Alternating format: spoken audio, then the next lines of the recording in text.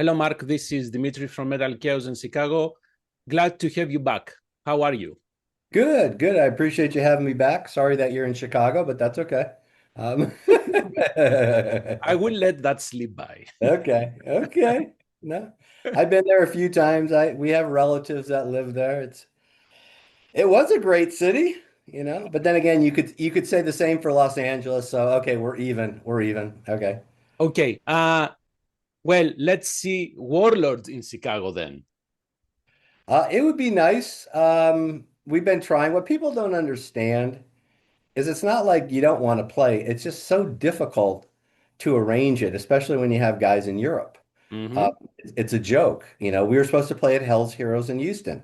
Right. We started out with that, and Giles was great. 6 months ahead of time, getting the proper visas, getting the proper this, getting the proper that, doing everything.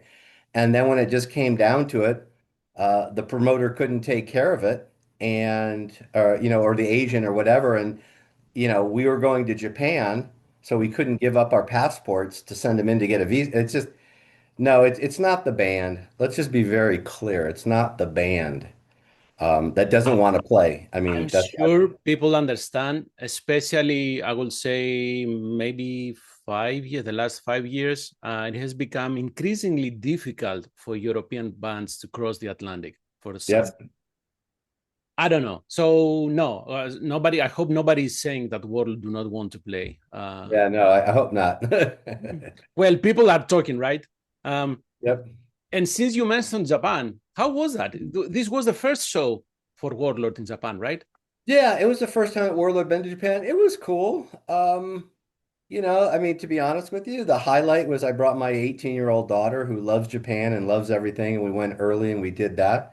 Mm-hmm. They were very small club shows, to be honest. I thought with Warlord's reputation over the years and how the first time that I think one of the very first times Warlord ever showed up in the 80s was in Burn magazine and stuff like that. I was expecting a little bit more, but it was really good. The crowd was great. Everything was great. The band was great. Always hanging out with, Giles and Jimmy and Eric and Diego and that bass player guy, Philip. It's always a good time because we don't live together, so we don't see each other. So there's the bit of that's fun as well. So no, it was good. And being in Japan, it was the second time I was actually in Japan, but this was the first time I actually had a chance to have a couple days to go look at stuff. And my daughter went nuts, so it was good. During the show, no, I'm joking. Yeah. But you know what? Warlord is a special band, right? He didn't play so many live shows, and after Bill's passing and everything that followed after that, and with you guys bringing a Warlord back, releasing Free Spirit Soar. So, and as we said, people are talking, right? And I remember back in the interview we did about that album that I wouldn't say you were on the defense, but you were ready to pick up a fight. Like why people are saying you cannot continue Warlord. So after all these shows, you got every confirmation that it was the right decision to go with what you did with Warlord, right? It is, but to be honest with you, I never really care what other people say anyways, because I'm going to do True. whatever I'm going to do. And, people can say whatever they want. That's fine. But it doesn't bother me in that respect. There's enough people out there that wanted it, that liked it. Even if we did it and they didn't like it, as long as someone, just expresses their opinion, but there's ways to do it. And I think, in this society over the last X amount of years, people think they can just be rude and nasty, and that's fine. I grew up with two brothers, so it's not a big deal. I mean, I've heard it all, but no, of course we did. We did what we were going to do. It had nothing to do with what other people had to say, as far as it went. So no, we did what we were going to do. And the same thing, I've done that my whole career, in different things, even with like A through Z, when they said, oh, you really shouldn't like maybe do this, or, that album cover is like really crazy. And well, why are you going to do that? It's like if you have ideas and you want to be creative, you just do it. Of course. That's where the best ideas come from. And although in the metal scene, I don't think we are super. we accept new ideas. I'm talking as a fan now, as a metalhead. I'm not a Yeah. musician. Um, Hearing a musician doing whatever they like, to me, is golden, Yep. because I don't want bands when they paint themselves in a corner and they have to release the same album all over again. It gets tiring. It gets boring. Yeah. And that's how genres die, basically, Yes. because there's nothing new that's coming up. Because if you think back, 70s and 80s, you have all these different bands. And the beautiful thing that I can say, and there is no discussion on this. This isn't even up for discussion. Back in that era, all those bands sounded different. Sabbath sounded different than Deep Purple, which sounded different than Spooky Tooth, that sounded different than Foreigner, that sounded different than the Eagles. I mean, there was so much, as you say, the creativity, and people were going in different directions.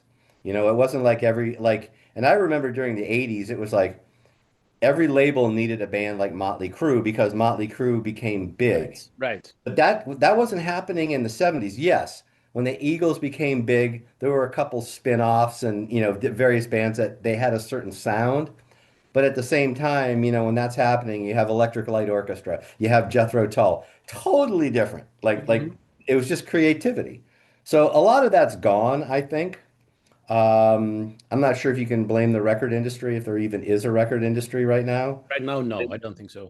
Yeah, but in the metal quote prog genre or whatever you want to call it, it's kind of a dead issue. And what I always found the funniest was the whole thing about prog.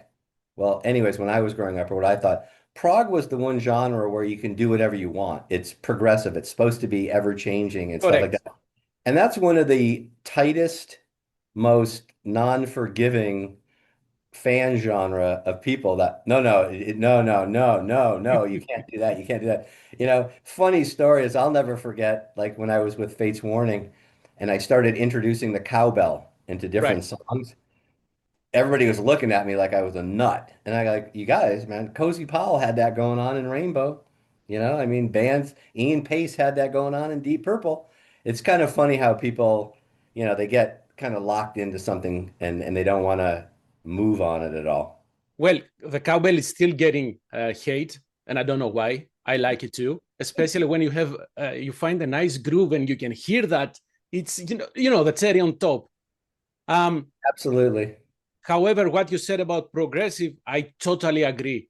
And there was, should I say, in the 90s, when progressive suddenly became a challenge to play as more complicated as you can, to write as long songs as you can. And this is where I stopped listening to that. Yep. Oh no, it's kind of ridiculous. I've never understood the idea of writing music so you can confuse the audience. It's a very specialized thing. It's kind of like the Frank Zappa thing. Mm. A lot of people admire Frank Zappa and they understand the quote genius, but it doesn't mean you want to listen to it. Some people do. I mean that's great. Everybody, but it's so complicated. I'll never forget when I was a kid, and as much as I was taking my drum lessons and all that kind of stuff. That's when Emerson, Lake and Palmer were really big. Mhm. I bought Tarkus, and we were cool because that was like the cool thing. And then I realized I don't have a clue What's going of what the hell's going on here. I still don't have a clue. I still don't have a clue. But so much of that music is like, and I know people were quite into it, but unless you're going to sit down and chart it out, I'm completely lost. I can't tap my foot to it. Mm-hmm. I basically have to memorize it to like it, which is not, to me, I wasn't raised that way. To me, it was all about songs. It was Motown. It was singer-songwriters during that era that had great songs that you'd be in the middle of the night, you'd be humming this song. You'd go, where's that from? What is that? Um, so yeah, it's a little different. Yeah, I got myself when we logged in. I was listening to Golgotha, and Bill had that sense of melody. Oh yeah. Oh no. Bill was a freak. I mean, um, he was a product of old school classical Greek style guitar lessons rammed down his throat as an early age, mixed with Richie Blackmore. And Mm-hmm. then, but with the sensibility of melody and how to craft a song. I mean, picture a 17-year-old kid in San Jose, which was not like the cool place, sitting at a bus stop with the long hair and the tight jeans and the white capizios and the sunglasses on, smoking a cigarette, writing Lucifer's Hammer as basically, music, lyrics, melody lines, the whole bit. I mean, a 17-year-old kid. I mean, he was special. There's no doubt about it. I mean, he was the one in the million kind of guy. Yeah, Never wrote a song twice that sounded like anything else. You can tell me Lucifer's Hammer sounds like Child of the Damned, that sounds like Aliens or Penny for a Poor Man or Father, or any of that, or Soliloquy, So now he was one in a million. and it's amazing for me at this age because I'm Greek, right? And Yep. whenever I hear those melodies, there is some bizarre, not bizarre, some strange, maybe it's nostalgia that I feel. That now at this age it makes me feel not sad in a bad way, but I don't know. No, it's definitely I could see how that would have a cultural tie. It's Mhm. obvious. Yeah, It's obvious. It's like that's what you're used to. That's what you've probably heard your whole life, and it makes sense to you. Other people like it and love it just because of what it is, but you went to another level below it because right. you know where it's kind of coming from, and you've heard that before, kind of thing. Yeah, and it's amazing. And going to the new release, I was listening to the Rainbow. That's a very, very, very old song, right? Oh yeah, we were playing that, I think in the warehouse when it was just me and Bill in San Jose, like Mm, in 1980 or something like that. That was just your classic power ballad, kind of thing that was the Scorpions had a few songs back then that were in that vein and other bands. It was just your classic power ballad and yeah, that's I thought that was a great song. That was a it is, classic but Bill. it's musically, as you say, it's a power ballad. However, the lyrics coming from what, a 20-year-old kid? Yeah. Oh no, it's yeah. Uh, Well, all of his stuff, if you go back and you read the lyrics, it's like it's amazing. Well, he was a very smart guy. He read a lot. He went back and got his degree, and he was teaching theology at a private school in Florida. So you can't be like a drugged out rock star and do that. You know what I mean? He was he's a really smart guy. He's definitely a smart guy. So, even though I read the press release, what was the motivation to release now the Lost Archangel? We just want to get everything that we have out to the fans. Mhm. Kind of like, if not now, when? We're in a perfect position. We have people's attention because we are out playing some shows. Actually, I leave in a week. Yeah. We're playing some shows. Then I think at the end of September, we're going to Greece and Cyprus to play a couple more shows, which is always fun. So we're out and about, and now is the time, to release that stuff, and it's for the diehard fans. It's for the people that really want everything, and we're just, like Giles calls it the vault. We technically don't have a vault, but maybe in the computer it's a vault, but just to get all the stuff out. Trust me, this is not a money-making thing because this does not, it doesn't sell. Come on. This isn't like Madonna's greatest hits reissue. This is, Madonna in this is, 2025, Mark? Come on. this is about getting it out to the fans. High Roller does a great job. Um, I'm not gonna say it's easy for us to do, but it's easy for us to do. We can do it. Okay. It's not like it causes us great expense or great doesn't take a lot of time, and we just put things together. And when you're dealing with all professionals, it works really well and really quick. And it's about getting it out there for the fans. It was the same thing of like why we did, and it was Giles' idea when we went on this last little run, each territory got a download kind of Right. thing.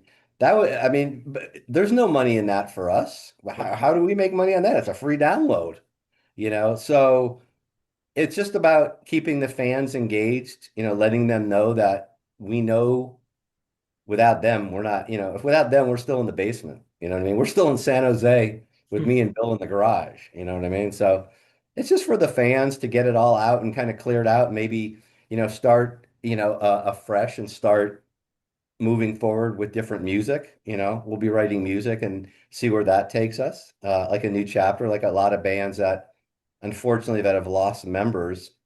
People have to remember again, this would kind of crack me up when it all happened and all the controversy. It's like, we didn't kick him out of the band, okay? We didn't kick him out of the band, okay? It happens, and at first, when it first happened, and I was totally entitled to feel however I felt. It was done. To me, it was like just done. I don't want to talk about it. It's not going anywhere. I don't even want to, it was sad because I knew at that point, regardless of what had happened before, that it wasn't going any further. You know what I mean? That, it's unfortunate, but that's just the way it is. And then, Giles brought it up to me and said, "Hey, how about if we do this?" And Bill always told me, I'll never forget. He goes, "Hey, just go," because he was very ill. He could barely stand up. When we played in Crete that last show, besides the fact that it was 120 degrees, Oh yeah. we prayed that Bill didn't fall off the stage and we had to basically carry him to the stage.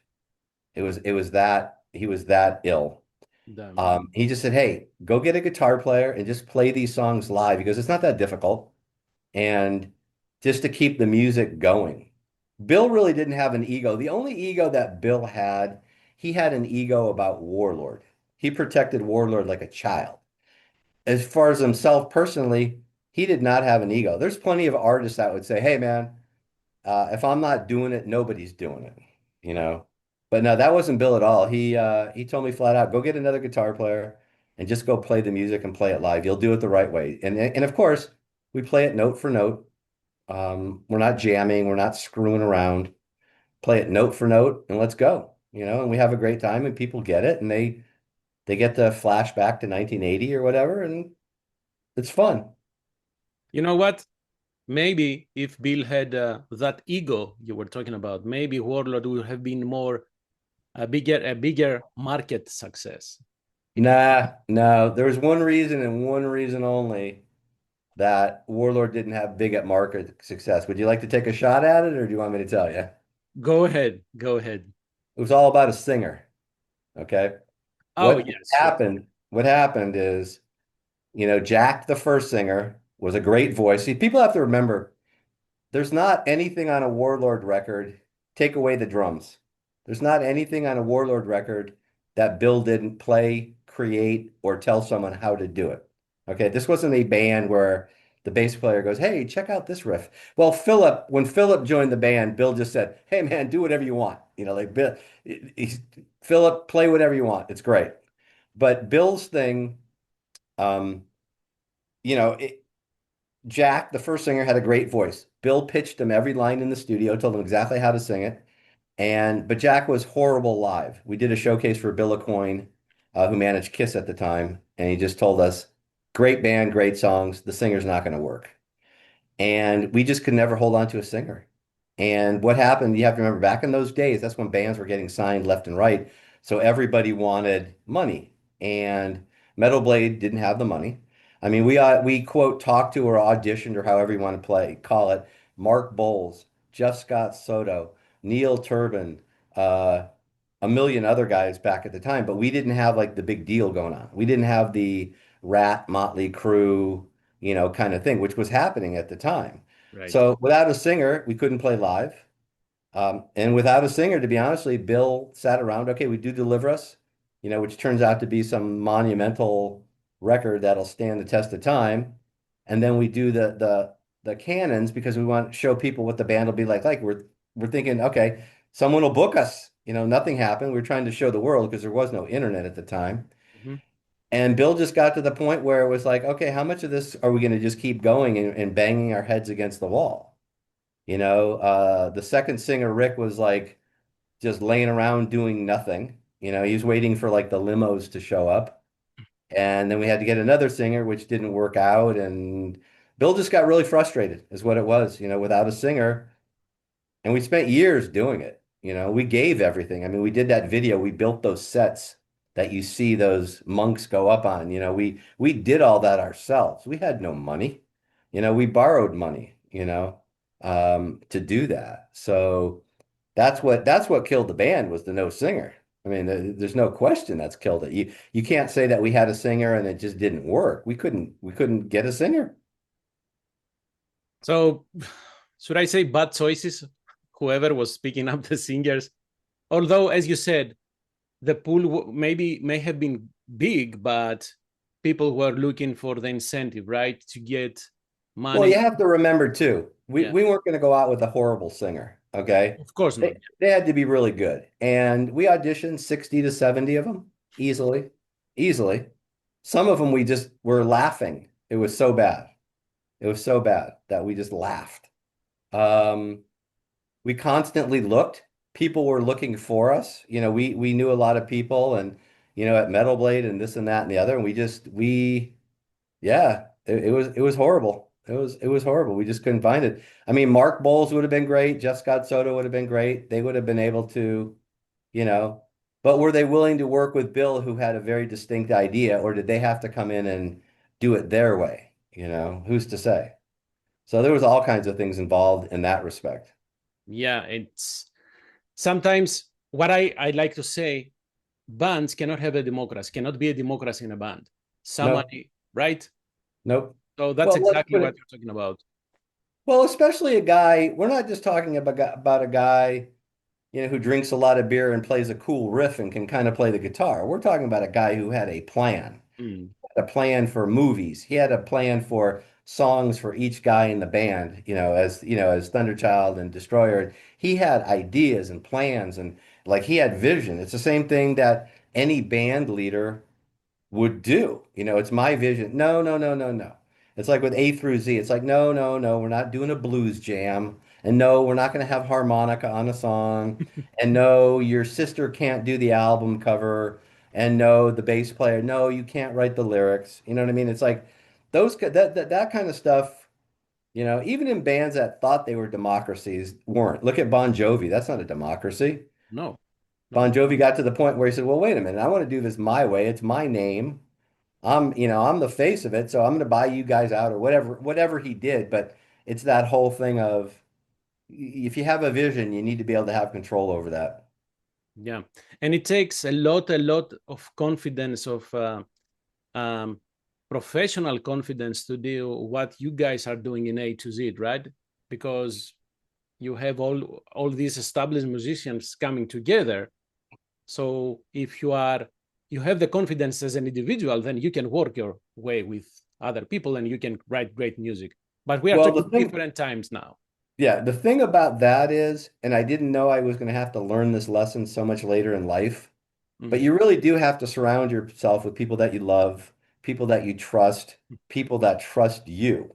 Okay. On that first album, I didn't know a couple of the guys. We did great work. I told them exactly what I wanted to do. I got the record deal. I put my money in to do other things. It was the biggest thing that they had ever done. They had more they had more social posts than they ever had in their lives. And for whatever reason, I had to change members.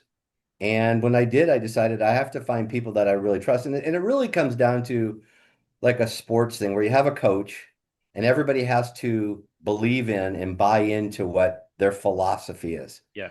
And all these guys did because they're a combination of friends. I'm very in your face, like this is what I want to do. If you don't like it, tell me. I'd rather have someone tell me, hey Mark, your drumming sucks, you have bad breath, and you really don't know what you're doing, as a band leader. Okay, I can deal with that. It's obviously time for you to go. You don't want to be here. Okay, go. But like to disappear and not be in communication and think you're going to hijack the band or whatever you're going to do. It's like, okay, enough. So anyways, this time around, it's all got, obviously Philip I've known forever. Jimmy Waldo, the Graham Bonnet Band and playing in Warlord. I know how professional these guys are. Simone, I did he mixed the first record, which was just absolutely unbelievable. And working with him, I knew the relationship was just phenomenal. I mean, mixing across the seas as he's in Italy is like me sticking my hand in my computer and actually be able to turn the faders and move different things. He's just great. I mean, just pro. And he's a younger guy, so it's not that, oh, he's like, oh, he's seasoned. I mean, he's seasoned, obviously, but he's a younger guy, but he gets it. He knows what it is. And then Nick, I've known for about 30 years. And the way the Nick thing came around is when the whole A through Z thing kind of flattened out, Nick and I went to see Kansas. And he said, hey, how about we just start writing music? Because we talked about it for the longest time. I said, okay, let's start writing. So we started writing and we were working on stuff and going back and forth. And then I'm playing the Heavy Metal Hall of Fame with Chris and Pelletieri when he gets inducted. And Nick comes and he's backstage with Lou Gramm and Dee Snider and whatever. And he comes up to me and he says, hey, I've been thinking about this. I know how much time, energy, and effort and money and how much hard work you've put into this. How about we just continue this as A through Z? And basically I wanted to kiss him on the lips, but I didn't. Good. Um, and he just put, and then now the band was back up and running. And Nick is the one who suggested bringing Simone in to play all the leads Mm. because Nick thought he was the greatest guitar player that he'd ever seen, and he'd worked with him before. And I knew just from my relationship, and Simone was going to mix the next album too. I knew from my relationship with him what it was going to be like, and it was spectacular. And working with these guys was flawless. Yes, everybody has an idea, and that's good. I'm glad everybody has an idea, and everybody is free to do whatever they want. I mean, it's an interesting story, and a lot of bands don't work this way. But we put the music together and we're putting it together where big choruses, big hooks, because that's the number one thing. And when we give it to Ray, we don't tell him, hey, this is where we think the verse is and this is where we think the chorus is. I want him to take what he feels and his creativeness and come up and that's how the best stuff comes up when an artist is not put in a box. Okay, I need you to sing the verse here and the chorus there and the bridge there. It's like you do what you feel. If it happens to work out that way, great. Okay. But I want the artist, and each guy knew this going in, play whatever you want. We can always change stuff or we'll form it later, but I want to see the creativity. I mean, both with Philip and Simone, there was a lot of can you play a little bit more? Like Simone, he played a great lead, and I go, can you play that in the background on the fade out when Ray's doing the chorus kind of thing? And it's like with Philip too. The big joke with Philip is like, dude, I want to hear the high notes. I want to hear you play like high notes with the drums when we play these different fills. I want you to come out, stand out. And I think that's all over the record. And I think that's just where the magic is, where everybody can do whatever they want and not be so concerned, ooh, I'm doing this, I'm doing that. And everybody's mature enough and professional enough that when it comes down at the end, we go, okay, there's too much going on here. Okay, let's figure out what we can take out. And it's so funny on this record, there was really not the big decision. It all kind of just did itself. It's like, oh yeah, we have to take that out. That's just too much, or put this back in or whatever. So it was a complete pleasure and just a dream to be doing that. And we're Yeah. already actually in the process of number three. Oh, So really? Nick's got a folder. He's putting some ideas together. I already have a concept for the album cover, and no, it has nothing to do with animals and teeth. Um, so Okay. no, it's going. We're trying to get out on tour right now. We got to play some shows. We definitely have to play some shows. Everybody wants to. We just need to show everybody what this is because it And really is spectacular. are you talking about the US or Europe? I'll play in Mexico. I don't care. I mean, we'll anywhere. We just need to play. We just want to play. So that's kind of where we're at. And the way you described through Z, it's exactly what I was talking about, the maturity and to have the professional confidence to be in the same room with other people on the same level. So back to Warlord. You said in the beginning that you wanted to put out all the stuff. So does that mean that the vault is empty right now? Quote unquote vault. Basically, it's empty. Depends on there's things, but again, we're not going to put out like a scratch guitar part from a song that Bill and I worked on for 20 minutes. I mean, it's not that, but basically, we've unloaded it. That's basically all the things that we have. Um, so we're kind of at that point where we've kind of unloaded the vault, as they say. So, and I think you mentioned that in the beginning. What about writing new stuff for Warlord? We're doing that. We're playing around with it. We're going to see what's going to be kind of cool as much as we've worked on a couple things, via internet.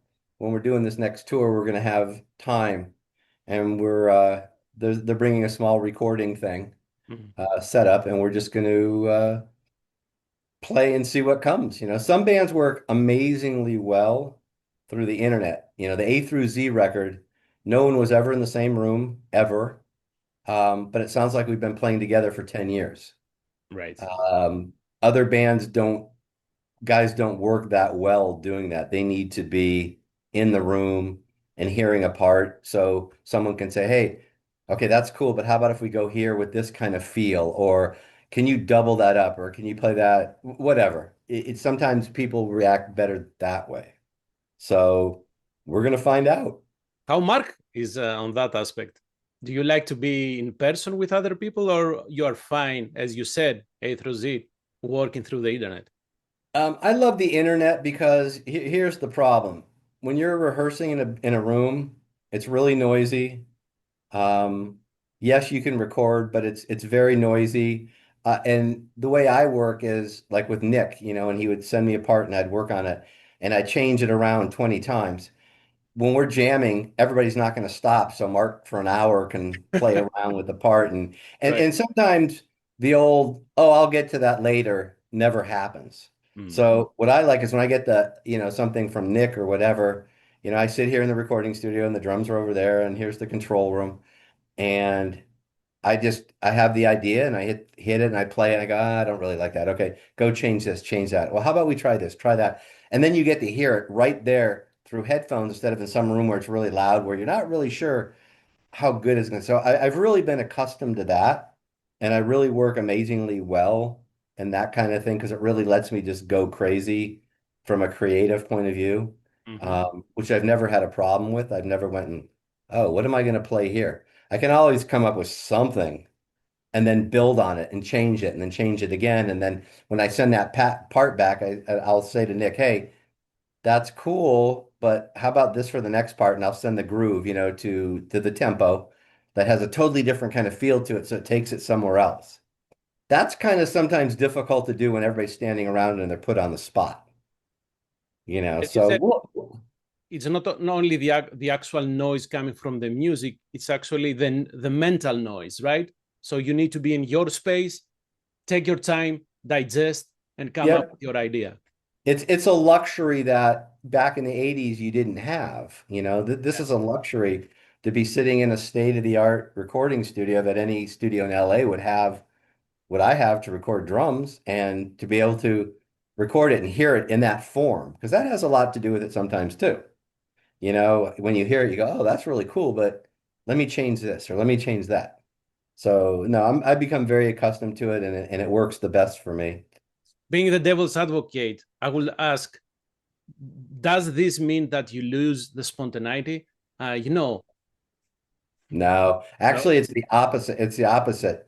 Because if I'm sitting there, and the same thing when I send something back to Nick, there's no pressure that the spontaneity is going to flow out of you. Now, if I'm sitting in a room, with five guys standing there or whatever, I can't just stop and like work on something for a second to Right, how right. does this work? And then, or really slow it down and analyze it. And that's where the spontaneity comes from. You know, very rare, very rare does it like first thing that you start to play, you go, oh, that's it. It doesn't, it takes time because you got to hear it too. I like to really experiment and push it way to the end, really experiment. Then you start bringing some electronics in for good measure. Well, wait a minute. I hear this kind of thing. And like, oh no, let me stop here and I'm going to open it up and I'm only going to hit the axe.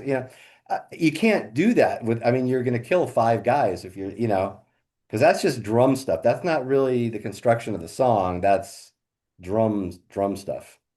And this is So where by the same token, I don't want to stand there and have the guitar player going ding ding ding. Okay, hold on. Ding ding ding ding. No, no, no, no. Stop, stop. Bling ding. I mean, hold on. Let me put some distortion on that. No. I think my ADD will kill me on that one. I don't think I could just sit there and watch right, that.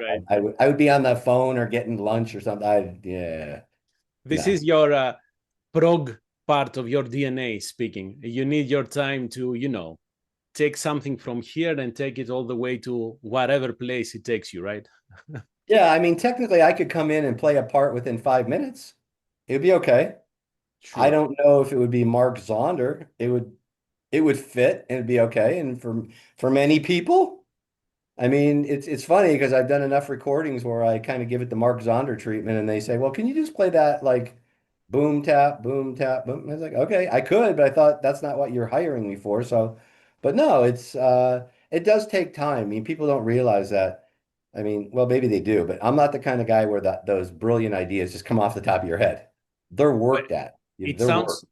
it sounds more romantic when the band says, "Well, we had the entire band in the same room recording. It was magical because we were bouncing off ideas from each other." It's still romantic to say. Does it happen in reality? I don't know, man. It's just what Nah, bands I'm are not. telling me. Not a whole lot of one takes go on in a recording studio, even with, bands like Toto that have the best musicians in the world. It's very rare. And Mm. there's always like an idea that pops in the middle and oh, that's great. Okay, let's everybody change and do this. I mean, we have that luxury on this record. There's a couple spots where we thought we knew what we were doing, and Ray would put the vocal on and he would like sing in a little different way. And I'd get in touch with Nick and I'd say, hey, how about we play these accents on this one time to match with Ray? And then he would do that. And it was like, though, to me, that's the magic. That's where like your work, it's like they say music and art, it's never finished, because you can keep working on it per se. We have the luxury to kind of work on it for a while and really get it to that point instead of the old days where like, okay, you got a song. This is what it's going to be. Go record it. We're done. And then afterwards, you go, man, I wish I could have done this. Or in my head, you see what always happens with me, and it's not happening with A through Z because I had that time, but we'd be working on a song and we're basically done with it, I guess, for all intents and purposes. And I'd be humming it in my head. And I go, wait a minute, that would sound cool if that was like a triplet fill and I hit these accents and stuff. And so I'd be able to go back, just punch in and play it and listen back. Go, oh yeah, that's a great part. Let's leave that. So to me, that's where the magic is. That's kind of where the everybody can create on their own, you know, and So let me then it ask you comes this then. together. Can you take the A through Z mentality and apply it to Warlord? Not at this point. That's why the getting together in person, we'll see how it goes. Um, like I said, everybody works differently. All the guys in A through Z have spent years doing this kind of thing. I'm not sure if the other guys have spent that much time doing this kind of remote kind of recording instead of just being with your band. And, Eric was with Crystal Viper for, X amount of years. And I'm sure Diego has his bands that, they all live in the same area. They're like that local thing where they're able to rehearse and come up with ideas and stuff like that. So they haven't been put in a position where they have to do the internet thing. Yeah. But I mean, I become so adept at it. I mean, so many Fates Warning records were recorded like that. Warlord records were recorded like that. A million things have been recorded like that. Both A through Z records have been recorded like that. Before I forget, who did the cover artwork for the Lost Archangel? I I cannot think see that was, I I think cannot that was read the high. signature.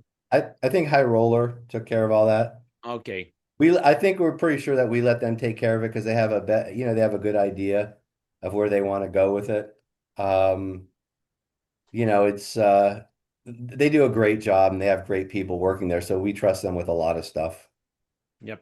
And to make sure I have understood you, regarding writing new music, it's not certain, right? You will sit with the other guys, see what you come up with, and if Well, it sounds good, yeah, but we've worked on a couple pieces already and had basic little ideas, okay. and it's really cool. I remember we were working on this one piece, and it was kind of cool. It's weird. It starts out as drums and guitar, and then Philip put the bass on, and you're like, "Oh, wow, that changed." And then Jimmy put this really cool kind of choir, and all of a sudden, it's so far from the original thing.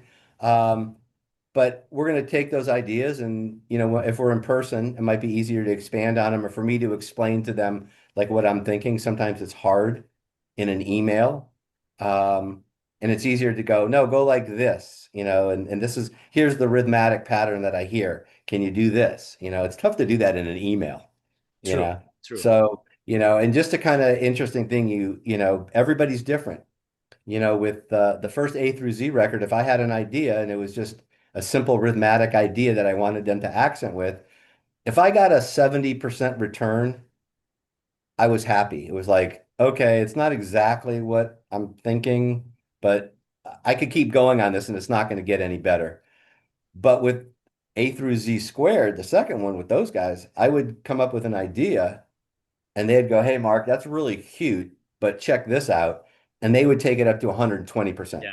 Because I'm not a guitar player, I'm not a bass player, I'm not a keyboard player. And they would take my idea and expand on it while keeping the idea, but add all their knowledge, their creativity. And that's where the magic comes from.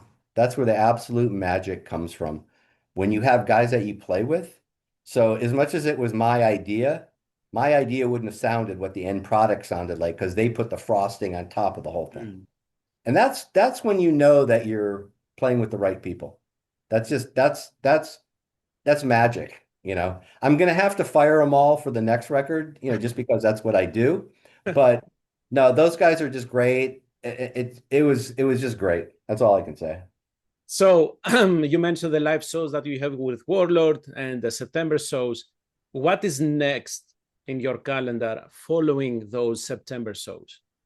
For Warlord or life in general?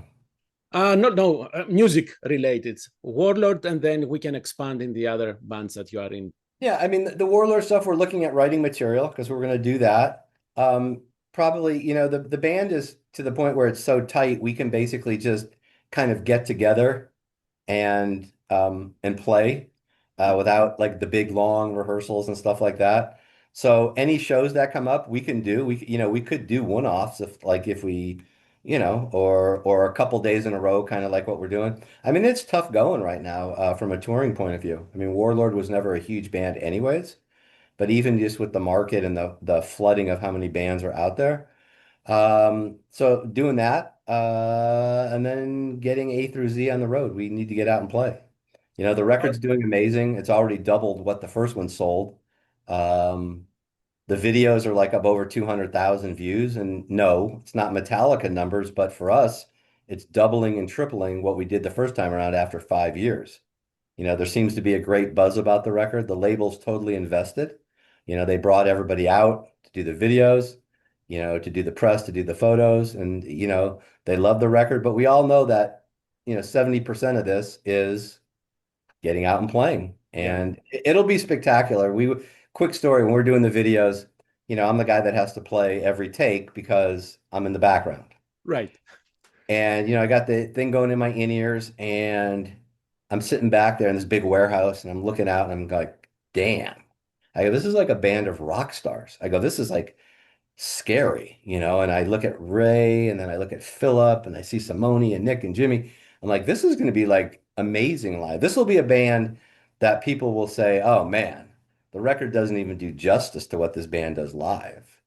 So I'm very much looking forward to that. One way or another, we're going to make it happen. We're not quite sure right now. The offers aren't flooding in. It is, quote, a new band, as they say. Maybe the record needs to go out and create a stir. We do have people already looking for next year with the whole festival season because you're kind of booking that stuff now. Yes. So we're doing that. We're getting the jump on that. So this is definitely a band. It's not a project. It was never meant to be a project. It's just a franchise. Like I said, I got to fire everybody again and get the new guys in. But no, just very excited about that and really want to go play that stuff live. I'm learning the songs right now, so I'll be ready. So what about the third album? You said you have started working on the third? Nick has ideas that he's putting in a folder, but he wants to get them a little bit more worked out. He's already thinking that way. I already have an idea for the album cover. Hugh Syme will do it. I think it's important for your brand. That's what everybody talks about. All the young people are talking about their brand. Right. I think it's just important when it's all said and done and people look back and they see 5, 6, 7, 8 albums, whatever, that you go, oh, wow, this is like old school where you know what band it is. Because let's face it, you know what band it is when you see these album covers. Yeah. They're very distinct. They don't look like everybody else's album cover. There's not Scary Serpent or whatever, and there's no Vikings and death and destructions and blowing down the castle and all that kind of crap. So definitely a band that stands on its own, and it's important to have its own visuals that go along with that. Is Spirits of Fire still going? No, the label, that's a different, that was a project. Now that's like Frontiers. They do these projects where they Right, put all right. these guys together. They throw it out there. I don't know if it's just a matter of we're going to spend $5 and if we make $6, we're doing okay, or if they actually think they're going to do something like this and it'll really explode because they don't do much to promote it. Okay. They don't do anything I think it's more of a business deal than a love of the music venture. I Uh, could be wrong. I could be wrong, but it seems like that to me, that they had a really good lineup on that first record with Ripper Owens, and all of a sudden, there's a new singer and a new this and a new that. And yeah, no idea. I think I talked to Chris Caffrey before, and there was not much going on. It's in the Spirits of Fire camp. So Damn it. it You is. know what? Sometimes there was a point when Frontiers were doing that, like putting together musicians, making these super groups, and they were hoping just to sell records just because of the lineup. So I see what you're saying. Yeah, but none of those went anywhere. They all sounded sterile. They used Yeah, the same people. If you ever go listen to those, the production is exactly the same. yes. It's the same kick drum sample. It's the same snare drum sample. It's the same compression. That's the difference. The A through Z record sounds like an analog record because it was done basically analog. There's no triggers, there's no samples. It was all done here with great tube microphones, great vintage preamps. And the guy who mixed it, Simone, just does an amazing job and he knows what he's doing with a live instrument instead of slapping the sample on the kick and the sample on the snare where it sounds sterile.